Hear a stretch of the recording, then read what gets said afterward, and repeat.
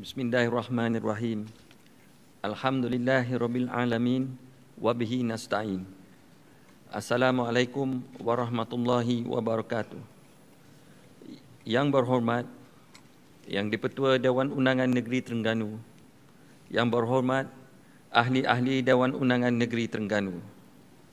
Segala puji bagi Allah yang memiliki dan menguasai semesta alam. Maha suci Allah yang telah menciptakan langit dan bumi dan menjadikan siang dan malam, gelap dan cerah.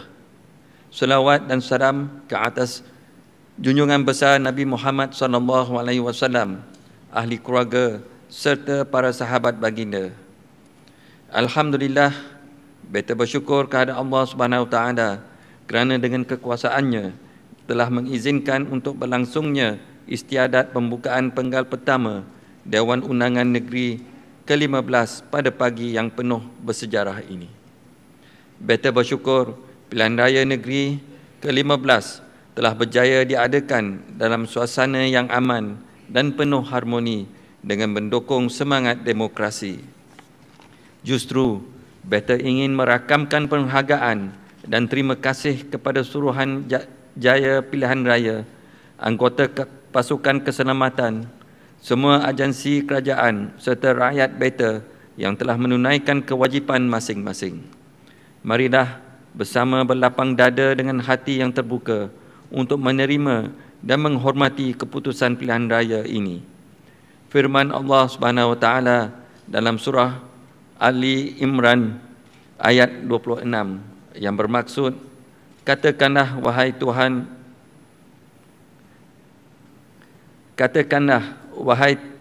Tuhan yang mempunyai kerajaan, Engkau berikan kerajaan kepada orang yang Engkau hendaki, dan Engkau cabut kerajaan dari orang yang Engkau hendaki.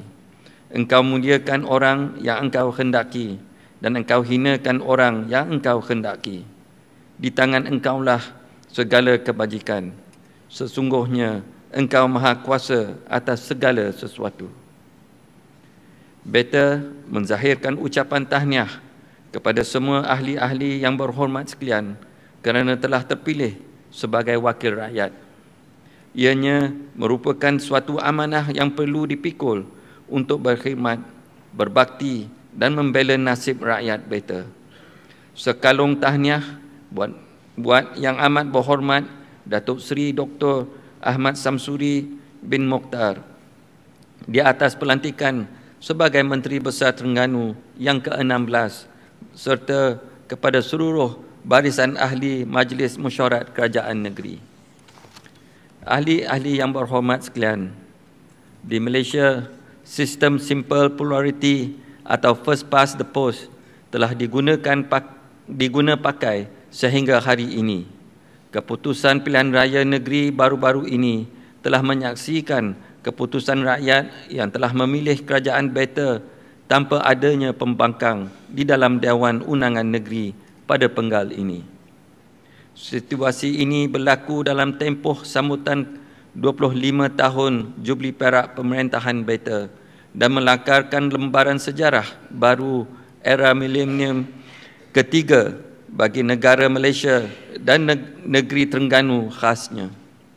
Oleh yang demikian, melalui doktrin pengasingan kuasa yang merupakan pembahagian di dalam amalan demokrasi, iaitu kuasa eksekutif, legislatif serta judiciary menjadi semak dan imbang yang efektif bagi kerajaan beta, walaupun pemusatan kuasa ini sepenuhnya oleh pihak kerajaan. Beta percaya dan yakin dengan rules of law di negara Malaysia serta prinsip rukun negara yang keempat, iaitu kedaulatan undang-undang berjalan dengan baik, adil serta saksama kepada semua strata sosial di dalam masyarakat. Kerajaan beta perlu mencari kaedah serta modal terbaik dalam sistem pentadbiran agar lebih telus dan efisien sebelum memutuskan sebarang keputusan yang bakal dilaksanakan demi kepentingan kerajaan dan rakyat beta. Disiplin serta cabang ilmu pentadbiran yang teratur dan berkesan dapat dipastikan dengan cara kolaborasi menyeluruh di peringkat badan-badan kerajaan yang berkepentingan agar keputusan yang dibuat secara cekap dan tepat. Ahli-ahli yang berhormat sekalian, oleh yang demikian, bagi separuh kedua tahun 2023, ekonomi Malaysia dijangka terus berkembang pada kadar yang sederhana. Permintaan luaran yang lebih perlahan juga akan terus menjejaskan kegiatan ekonomi, khususnya bagi sektor berorientasikan ekspor. Pertumbuhan akan disokong oleh permintaan dalam negeri dan keadaan pasaran pekerja yang menggalakkan, khususnya dalam sektor berorientasikan dalam negeri. Ketibaan pelancong dijangka terus meningkat, lantas menggiatkan aktiviti pelancongan, manakala aktiviti pelaburan akan disokong oleh pelaksanaan projek pelaburan. Keadaan keuangan domestik juga kekal kondusif untuk pengantaraan keuangan. Risiko pertumbuhan menjadi lebih perlahan berpunca daripada pertumbuhan global yang lebih lemah daripada jangkaan. Jabatan Perangkaan Malaysia melampaukan pada tahun 2022, negeri Terengganu merekodkan nilai KDNK sebanyak ringgit Malaysia 37.3 bilion, peningkatan 5.9% daripada 3.7% pada 2021. Sektor perkhidmatan berkembang 6%, disokong oleh perdagangan borong dan runcit, penginapan, makanan dan minuman serta perkhidmatan kerajaan.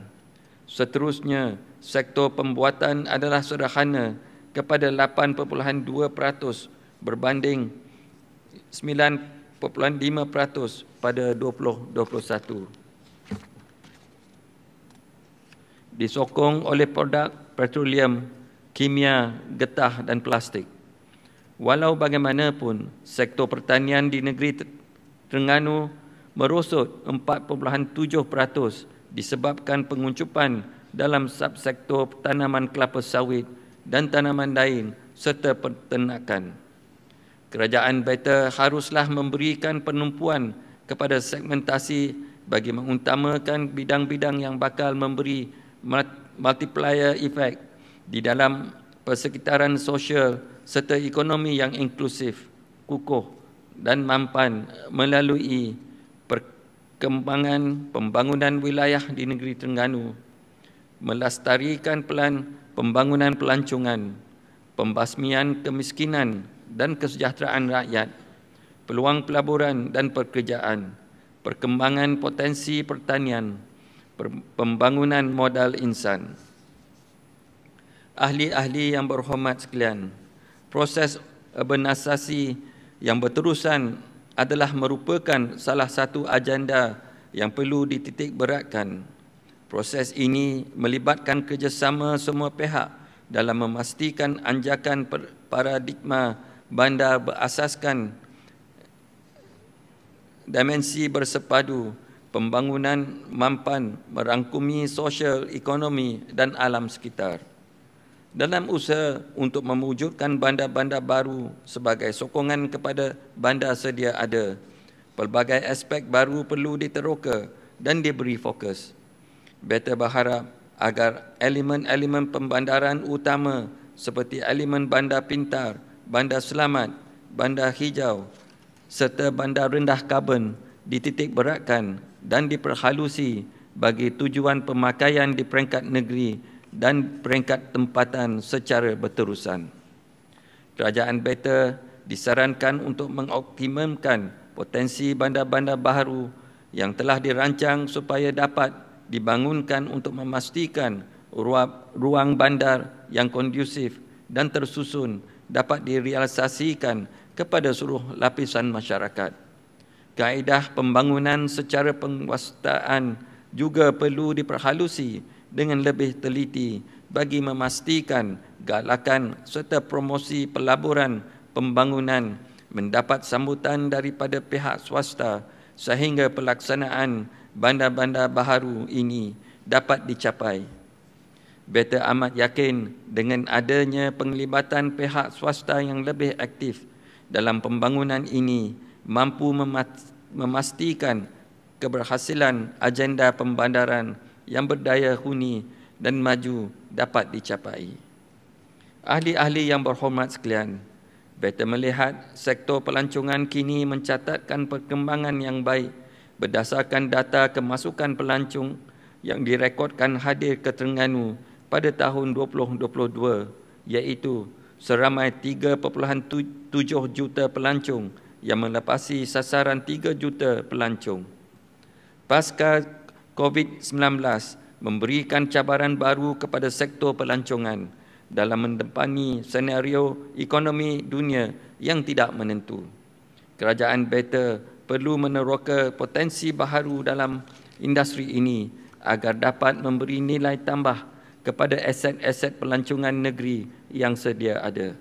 Kepelbagaian dan keunikan sumber alam semula jadi bermula dari jajaran pantai sepanjang 244 km, kehijauan hutan-hutan tropika, kepelbagaian sumber flora dan fauna, keindahan dasar laut yang memukau, sehinggalah ke khazanah seni, budaya dan warisan yang masih terpelihara merupakan anugerah yang tidak terhingga daripada Allah Subhanahu Wa Taala buat seluruh rakyat ini, negeri ini.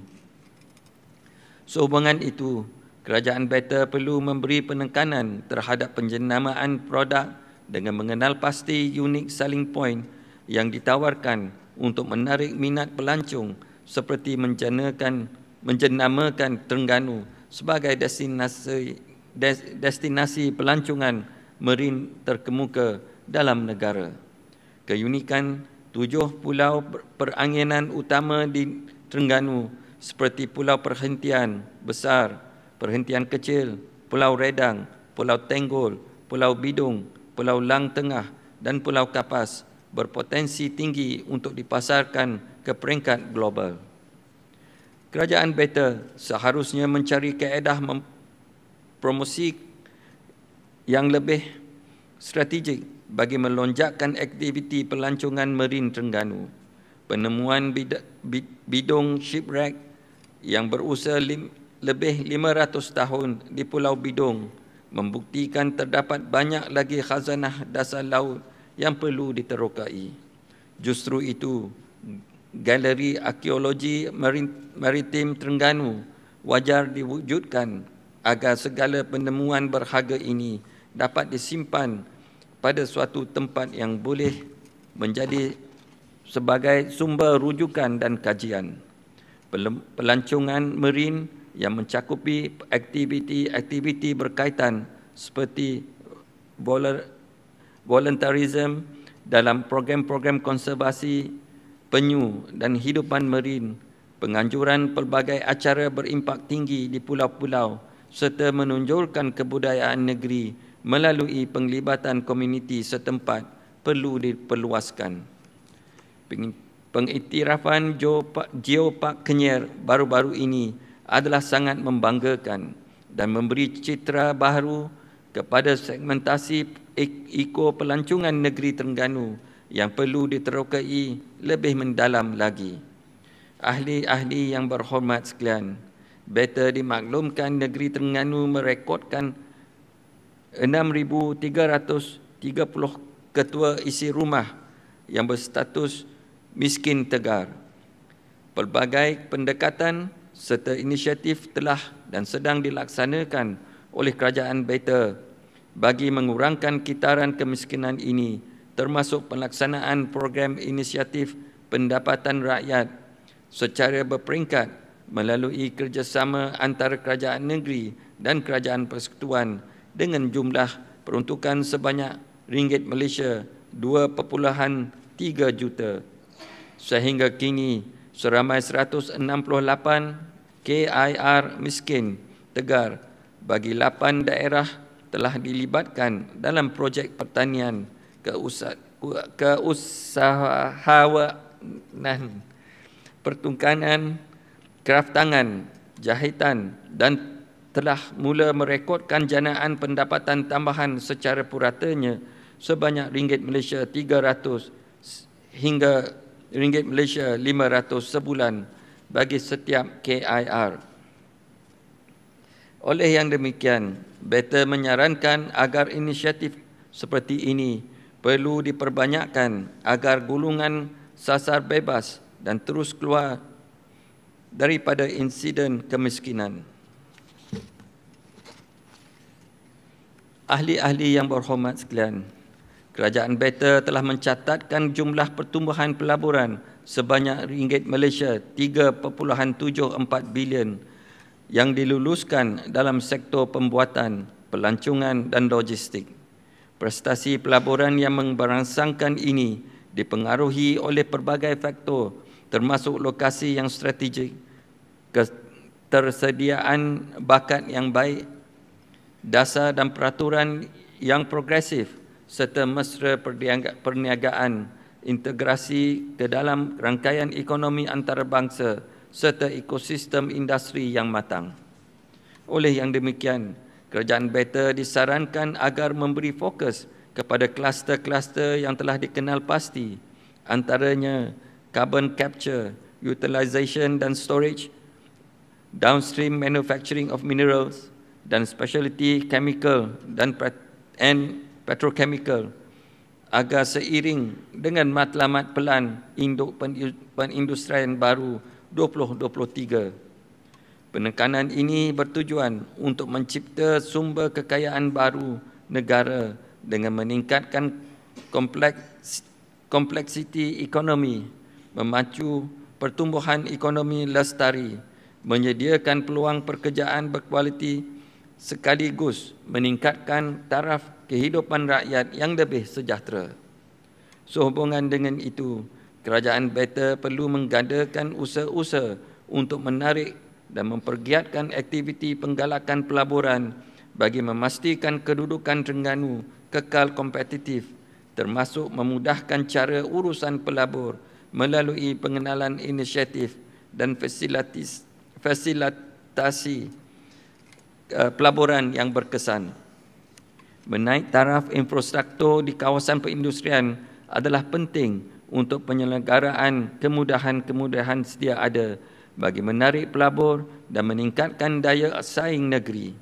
Beta yakin bahawa peningkatan ekonomi bagi sesebuah negeri dapat direalisasikan melalui kemasukan pelabur-pelabur asing dengan mewujudkan peluang pekerjaan, membangunkan tenaga kerja yang mahir dan memupuk pertumbuhan syarikat-syarikat tempatan.